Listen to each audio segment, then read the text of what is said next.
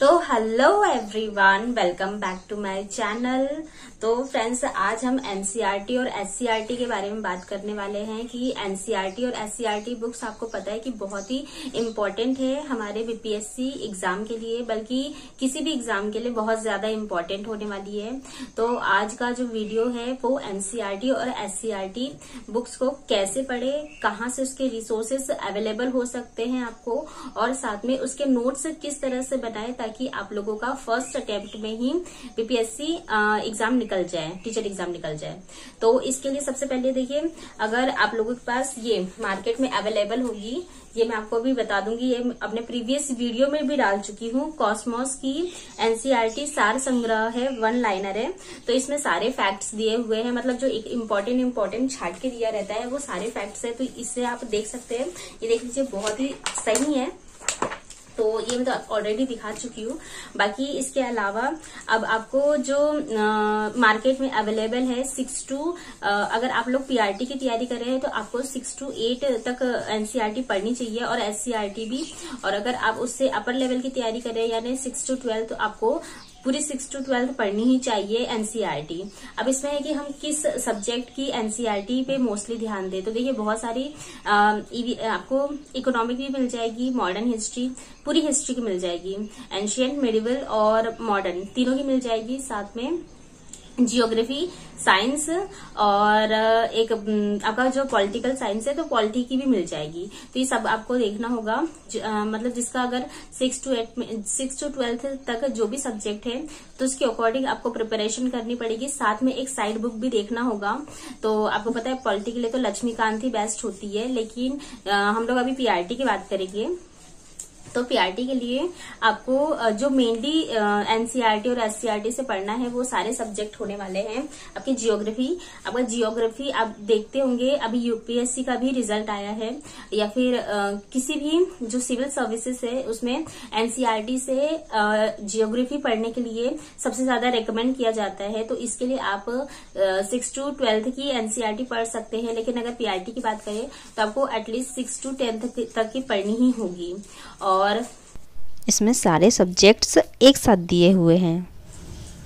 और उसके अलावा जो साइंस है, साइंस सब्जेक्ट भी आपको पढ़ना होगा, क्योंकि अगर आप देखेंगे, आपने जो बीपीएससी फर्स्ट हुआ था, टीआरई फर्स्ट हुआ था, उसमें जो साइंस क्वेश्चंस उठाए गए थे वो पूरे प्रॉपर एनसीईआरटी से उठाए गए थे।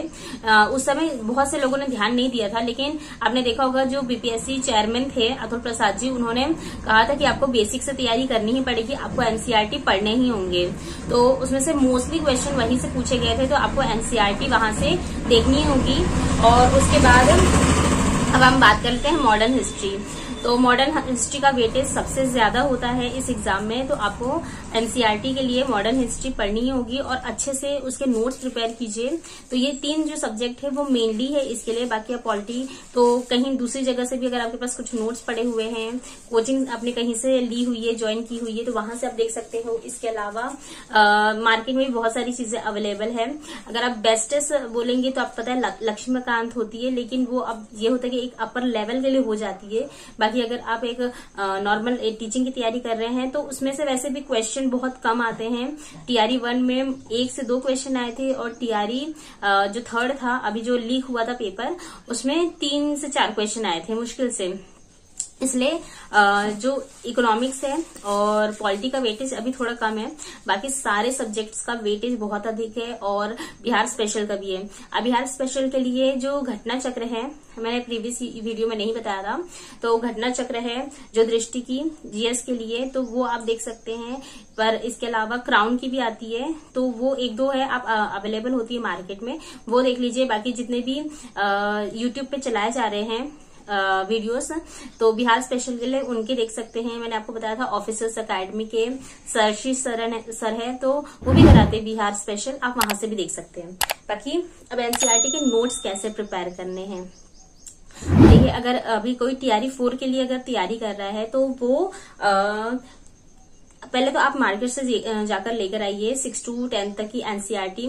स्पेशली मैं इस समय बोलूंगी कि आप एनसीईआरटी से ज्यादा एससीईआरटी पे फोकस करें, क्योंकि उसमें कई जो ऐसे फैक्ट्स हैं जो एनसीईआरटी में नहीं दिए हैं वो एससीईआरटी में दिए हुए हैं। क्योंकि आपको पता है जब आपको बिहार का एग्जाम देना है और बिहार में ही आपको नौकरी करनी है और वहीं के बच्चों को पढ़ाना है, तो उसी चीज को उठा के हमको पढ़ना चाहिए, क्योंकि चीजें तो वहीं से आने वाली है। इसलिए एससीईआरटी आप मेनली पढ़िए। अब उसके नोट्स कैसे बनाने हैं, तो नोट्स के लिए अगर मैंने बताया टीआरई 4 के लिए अगर कोई तैयारी कर रहा है तो आप एक बार रैंडम तैयारी कीजिए। मतलब एक होता है हम लोग स्टोरी की तरह पढ़ते हैं, तो रैंडमली आप पढ़ते जाइए और जब आपका एक बार पढ़ के हो जाएगा तब आप उसके जब दोबारा से आप रिवीजन करने वाले हैं तो एक एक लाइन को लाइन बाय लाइन अच्छे से पढ़िए। मतलब एक होता है जैसे हम लोग याद करते हैं या फिर उसको समझते हैं, उस तरह से उसको लिखिएगा और इस बार हाईलाइट करते हुए चलिए जो भी आपको इम्पोर्टेंट लगता है। क्योंकि अब ऐसा तो नहीं है कि हम लोगों ने कोई चीज पढ़ी नहीं है तो हमें समझ में नहीं आएगा कि कौन सी चीज इम्पोर्टेंट हो सकती है। इसमें कहीं ना कहीं तो हम लोगों ने सुना होता है, वो क्वेश्चन देखा होता है, तो उसे हाईलाइट करते हुए चलिए। उसके नोट्स आप प्रिपेयर करते चलिए, हाईलाइट भी कीजिए और जो आपको बहुत इंपॉर्टेंट लगता है अब उसके नोट्स प्रिपेयर करते चलिए। क्योंकि ये जब एग्जाम पास में आएगा तो आप पूरी एनसीईआरटी या पूरी एससीईआरटी नहीं पढ़ सकते हैं, तो जो आपके पास नोट्स होगा आप उसी को देखेंगे और बाकी तो आपको साइड बुक्स जो होती है वो आप देखेंगे ही। अब इसके बाद हुआ जो अभी टीआरई 3 के लिए तैयारी कर रहे हैं, तो उनके लिए अगर उन्होंने ली है तो बहुत अच्छी बात है। अगर आप लोगों ने अभी भी नहीं ली है तो फ्रेंड्स आप एक बार जरूर लीजिए। और अगर किसी को अवेलेबल नहीं हो पाती है तो आपको पता है जो एनसीईआरटी है उसका ऐप आता है एनसीईआरटी सॉल्यूशन करके, तो वो आप डाउनलोड करके उसमें सारे सब्जेक्ट्स को डाउनलोड करके पीडीएफ फॉर्म में देख सकते हैं। और अगर किसी को निकलवाना है तो वो निकलवा भी सकता है। और रही अब एससीईआरटी की बात, तो एससीईआरटी के लिए भी जो टीचिंग वाला जो चैनल है तो उसमें सर ने मतलब उन्होंने अपने ऐप पर लाइब्रेरी सेक्शन में डाला हुआ है जितने भी बिहार की ई बुक्स करके एक उसमें ऑप्शन है, वहां पर सारी आपको फ्री में पीडीएफ्स मिल जाएंगी। और अगर आपको नहीं मिलता है तो मैं लिंक इसमें डाल दूंगी। साथ में जो यूट्यूब चैनल है जो भी मतलब सही है या मैं फॉलो करती हूँ उनके भी चैनल्स डाल दूंगी। जैसे मैंने आपको बताया था मैथ के लिए अध्ययन मंत्रा के अंकुर सर है, मॉडर्न हिस्ट्री के लिए ऑफिसर्स अकेडमी के शशि शरण सर हैं, और साइंस के लिए एक मैम को मैं फॉलो कर रही हूँ, उनका नाम ही मुझे याद नहीं आ रहा है, आई थिंक आकृति करके है, बट मैं उनका लिंक डाल दूंगी अपने डिस्क्रिप्शन बॉक्स में। साथ में टेलीग्राम पे भी डाल दूंगी, आप वहां से एक बार देख सकते हैं, वो भी बहुत अच्छा पढ़ा रही है।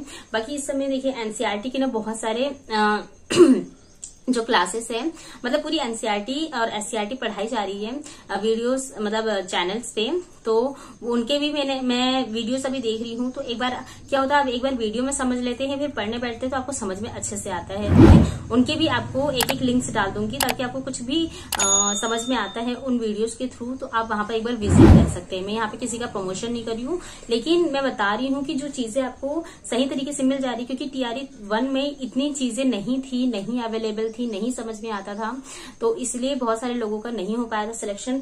2 में तो आपको पता ही है कि उसमें भी लीक की बातें चल रही है कि उसका भी एग्जाम मतलब जो अतुल सर है उन पर ब्लेम किया जा रहा है कि उन्होंने पैसे देके सारी चीजें की थी।